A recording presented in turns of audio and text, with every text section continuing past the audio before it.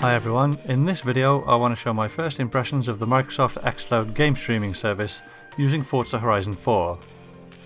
xCloud is currently in open beta testing, which you can sign up for by searching xCloud Preview Sign Up.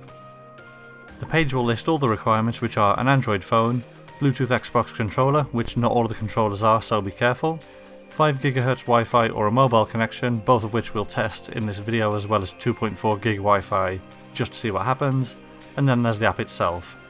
The sign up link is also on this page, just scroll down. To start with, let's talk about the connection we're on. This is fibre broadband from TalkTalk, a well-known ISP here in the UK. Maximum down speed is about 78, with the up being a bit less I think, which is fairly standard, although connections up to 350 down are available from other ISPs. We're connected to the router via 5 GHz Wi-Fi, and we're getting around 50 down, 20 up to the phone. There are about 60 games available on the service at the time of recording, all of which are free as part of the preview, but we're just going to go ahead and launch Forza. I've cut the loading because it's really just a minute of nothing happening if you're interested. Then after a little bit more loading, we get to the open world. There is a new Horizon story to complete nearby. I am plotting your route to it now. The first thing I can tell you is that there is noticeable input delay, which is always going to be the thing with game streaming, at least in terms of the gameplay experience, and I don't see that getting fixed unless 5G comes out and has the lowest latency you can imagine. You can probably hear the audio glitching out occasionally, which would drive me mad if I was playing with headphones on, but for the most part it's okay. The picture though is coming through really well and continued to for most of my playtime, at least on 5 GHz Wi-Fi. At 720p the picture I think it is, it's obviously never going to look as good as playing on local hardware on a bigger screen at higher resolutions and frame rates. But when you think that I am playing this on a small screen held at nearly arm's length, it really doesn't look that bad to me. Anyway, what I'll do now is skip forward to when I was in a race and then stop cutting the video so much and just let the race play out.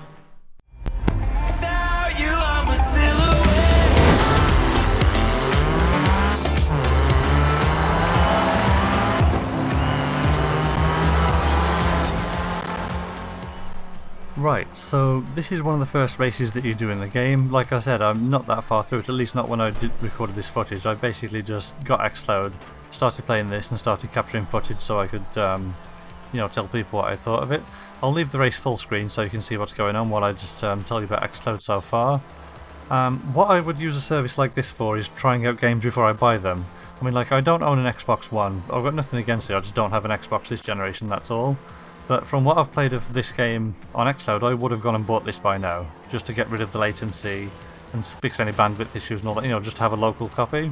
And I think that's what I'd use this service for. So like, let's say the Xbox Series X, which at the time of recording was announced only a few days ago, if that lets you use your xCloud subscription to play whatever games you want right off the dashboard, and then if you enjoy that game you can press a button to pay for it and download it, or go and get a local copy wherever you prefer, that would be brilliant. That is how I would use this service, just to try games out.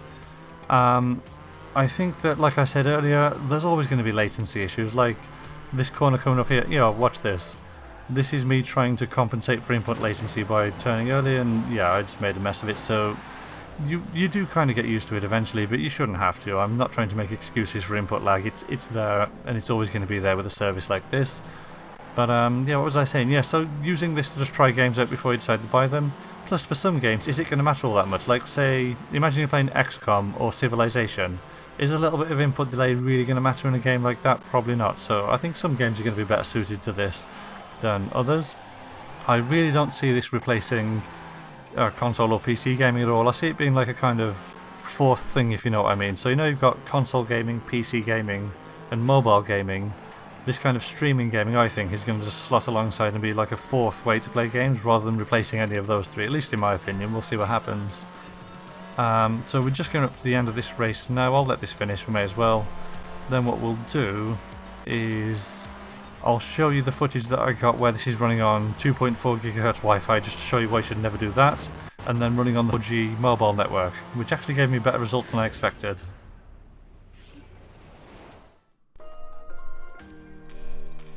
Here's the speed test again, but this time we're on the 2.4 GHz Wi-Fi band.